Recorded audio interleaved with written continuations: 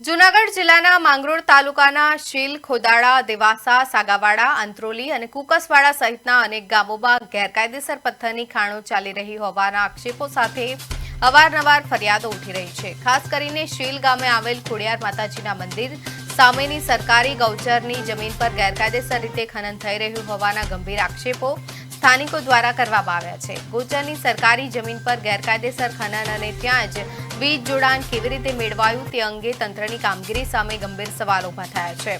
વારંવારની રજૂઆતો છતાં જવાબદાર વિભાગ દ્વારા કોઈ નક્કર પગલાં ન લેવાતા સ્થાનિકોમાં તીવ્ર અસંતોષ જોવા મળી રહ્યો છે। ગ્રામજનોએ સમગ્ર મામલે ઉચ્ચ કક્ષાએથી નિષ્પક્ષ તપાસ કરી ગેરકાયદેસર ખનન કરનારા તત્વો સામે કડક કાર્યવાહીની માંગ કરી છે।